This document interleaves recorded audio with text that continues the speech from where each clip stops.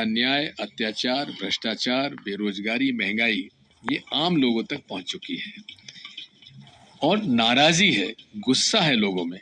लाडली बहना योजना का ऐसा तो नहीं कोई उल्टा इम्पैक्ट? बिल्कुल नहीं। देखिए, थोड़ा बहुत फर्क पड़ सकता है, लेकिन लाडली बहना योजना का इम्पैक्ट यदि होगा तो भाजपा पे जितना होगा उतना कांग्रेस पे भी होगा। कांग्रेस के जो परिवार है वो लाडली बहना कुछ भी कहते रही है, लेकिन कांग्रेस के वोट तो कांग्रेस को ही जाएंगे, भाजपा के जो फ्लोटिंग वोट्स हैं उसमें थोड़ा बहुत फर्क पड़ सकता है। लेकिन ये भी मत भूलिए कि जितना भी फीमेल वोटर है उसमें से केवल 40% को लाडली बहना का लाभ मिला है और उसमें भी हमारे कांग्रेस के भी परिवार हैं। सर, वोट परसेंटेज इस बार बढ़ा था, इसलिए नहीं, वोट परसेंटेज महिलाओं का नहीं बढ़ा है। वोट परसेंटेज अगर आप फैक्ट देखेंगे तो महिला परसेंटेज उतना ही है जितना कि 2018 में नहीं। तो आशीष, क्या महिला वोटर्स को लेकर कोई कांग्रेस में किसी तरह की शंका है? क्योंकि दिग्विजय जी कह रहे हैं कि महिलाओं का वोट परसेंटेज नहीं बढ़ा, लाडली बहना योजना का फायदा, उन्होंने कहा, ठीक बात कही, साफ गोई से कही कि कांग्रेस के परिवारों को भी फायदा मिला, लेकिन बीजेपी ने इसे बड़ा मुद्दा बनाया और बीजेपी को बड़ी उम्मीद है कि योजना जमीन पर रिफ्लेक्ट भी करेगी, वोटों में भी रिफ्लेक्ट करेगी। सर, मेरे कोलीग रोहित पूछ रहे हैं कि ये महिला वोटर्स को लेकर के क्या किसी तरह का कोई संशय है कि ये इस तरफ नहीं उधर चला गया? मुझे कोई संशय नहीं है, मुझे कोई संशय नहीं है। कितना आप तारुफ रखते हैं, कितना इत्तेफाक रखते हैं एबीपी के फिगर्स से, जो हम फिगर्स दिखा?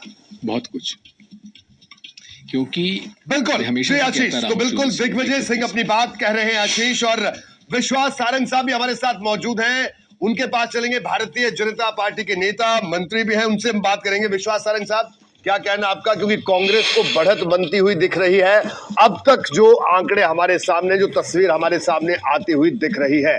दिग्विजय सिंह जी को आपने सुना, क्योंकि आपने इस चुनाव में लाडली बहना योजना का जिक्र तो किया शिवराज सिंह चौहान की, वो अलग बात है, उनको फेस आपने प्रोजेक्ट नहीं किया, वो खैर आपकी पार्टी की नीति है, रीति क्या है वो अलग मसला है। लेकिन क्या लगता है आपको कि क्या ये लाडली बहना योजना जो दिग्विजय जी कह रहे थे वो सही है? वो कह रहे हैं कि ऐसा भी नहीं है, कांग्रेस के लोग भी तो हैं। देखिए, मैं सबसे पहले तो ये निवेदन करना चाहता हूं बड़ी विनम्रता के साथ रोहित जी कि मध्य प्रदेश में Bharatiya Janata party comfortable majority के साथ सरकार बना रही है जी। मैं किसी भी एग्जिट पोल के आंकड़े पर नहीं जाऊंगा, क्योंकि हम 5 बजे से देख रहे हैं, हर एग्जिट पोल के आंकड़े अलग अलग हैं और उसकी क्या प्रक्रिया है, क्या उसका सैंपल सर्वे साइज है, किन से बात हुई, किन से बात नहीं हुई, इस पर मैं नहीं जाना चाहता। पर मैं ये दावे के साथ कहता हूं कि मध्य प्रदेश में Bharatiya Janata party comfortable majority के साथ सरकार बनाएगी। और ये बात सही है कि लाडली बहना जैसी योजना, जो महिला सशक्तिकरण के लिए शायद दुनिया की एक बहुत बड़ी योजना साबित हुई है, उसने जनता में विश्वास अर्जित किया है। लाडली बहना योजना से निश्चित रूप से महिला सशक्तिकरण का एक नया अध्याय हमने शुरू किया है। और यही नहीं, भारतीय जनता पार्टी की सरकार ने अनेक कल्याणकारी योजनाएं बनाई। हमने युवाओं के रोजगार के लिए सीखो कमाओ योजना हमने शुरू की, जनता ने उसमें विश्वास व्यक्त किया। हमने खेत से लेकर खलिहान तक और मजदूर से लेकर किसान तक, गांव से लेकर शहर तक, हर जगह विकास और कल्याण किया। और भारतीय जनता पार्टी की सरकार की सबसे बड़ी उपलब्धि यह है कि हमारी कथनी और करनी में समानता रही। बिल्कुल, जनता ने विश्वास सारंग साहब माफी के साथ रोका, क्योंकि एक सवाल और मुझे आपसे करना है। ठीक है, आपने कहा लाडली बहना योजना, इस योजना ने विश्वास जगाया, लेकिन एक बड़ा सवाल जो कि हम लोगों के जहन में भी बार बार आता है, लोग भी पूछते हैं और राजनीतिक गलियारों में भी चर्चा का विषय है, योजना ने तो विश्वास दिलाया, लेकिन उस योजना को लागू करने वाले पर भारतीय जनता पार्टी को क्यों विश्वास नहीं हुआ? क्यों चेहरा घोषित नहीं हुए शिवराज सिंह चौहान साहब? अब तो एग्जिट पोल तक बात आ गई, अब तो कुछ कह दीजिए। नहीं, आप पर तो विश्वास कर सकते हैं। विश्वास मैं बड़ी विनम्रता के साथ कहना चाहता हूं, नहीं रोहित जी, मैं बड़ी विनम्रता के साथ एक बात कहना चाहता हूं कि भारतीय जनता पार्टी कार्डर बेस्ड पार्टी है और हमारे नेतृत्व ने ये निश्चय किया कि हम कलेक्टिव लीडरशिप के साथ जाएंगे। तो मुझे लगता है हमें तो इसको आपको अप्रिशिएट करना चाहिए। इसमें कहीं ये बात नहीं कि किस पर विश्वास है किस पर विश्वास नहीं है, ऐसा नहीं है। हमारे यहाँ सब भारतीय जनता पार्टी का हर एक कार्यकर्ता प्रदेश के निर्माण के लिए, प्रदेश के को स्वर्णिम मध्य प्रदेश बनाने के लिए लगा रहा। माननीय मुख्यमंत्री शिवराज सिंह चौहान जी ने भी बहुत मेहनत की, हमारे बाकी नेताओं ने भी मेहनत की, और ये बात सही है कि हम सब मिलकर इस एक ध्येय के लिए, एक लक्ष्य के लिए काम हमने किया कि ठीक है। विश्वास सारंग साहब, बाकी के साथ आपको रोकूंगा क्योंकि अब वक्त आ गया है जो फाइनल फिगर देखने का। मध्य प्रदेश की फाइनल फिगर क्या है, जिस आंकड़े का इंतजार तमाम दर्शकों को था, अब वो आंकड़ा आपके टेलीविजन स्क्रीन पर आने वाला है। एक बार फिर से रुक करेंगे रोमाना का। रोमाना, मध्य प्रदेश की फाइनल पिक्चर क्या सामने आ रही है एग्जिट पोल के मुताबिक? रोमाना।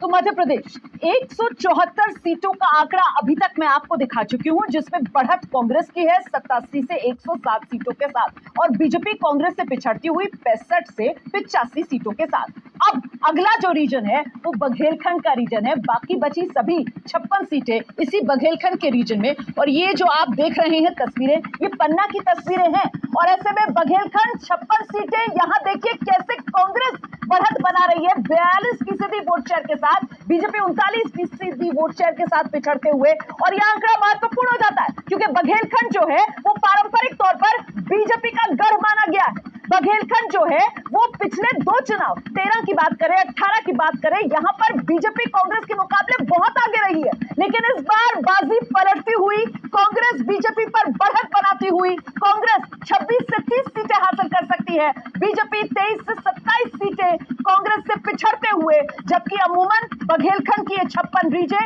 यहाँ पर बीजेपी को कांग्रेस के मुकाबले करीब करीब डबल का फायदा रहता था।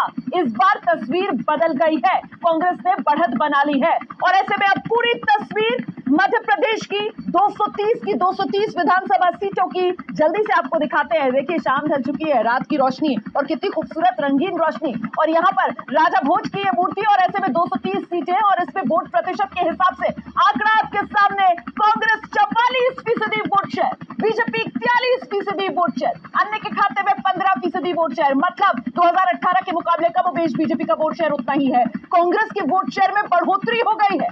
और ऐसे में सीटों के लिहाज से ये तस्वीर कहां पहुंच रही है, कांग्रेस अपने दम पर बहुमत का जो आंकड़ा है 116 का वो हासिल कर सकती है।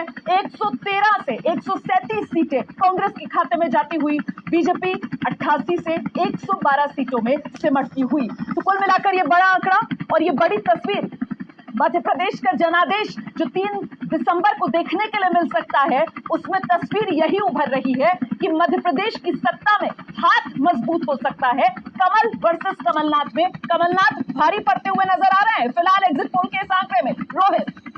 बिल्कुल रोमाना, तो मध्य प्रदेश की फाइनल तस्वीर आपके सामने इस वक्त है कि तमाम सीटों का जो एग्जिट पोल है वो हमने आपको दिखाया, और सीधे तौर पर कांग्रेस को बढ़त बनने के आसार मध्य प्रदेश में एबीपी न्यूज और सी वोटर के एग्जिट पोल में दिख रहे हैं। कांग्रेस को 113 से 137 सीट मिलने का अनुमान एग्जिट पोल में, और 88 से 112 सीट भारतीय जनता पार्टी की है। और हमारे साथ तमाम मेहमान हमारे साथ यहाँ पर जुड़े हुए हैं, और फाइनल फिगर पर जल्दी से एक पॉलिटिकल प्रतिक्रिया जरूर लेंगे, और उसके बाद हमारे साथ एक बड़ा पैनल वरिष्ठ पत्रकारों का है, उनसे भी हम बात करेंगे। जीतू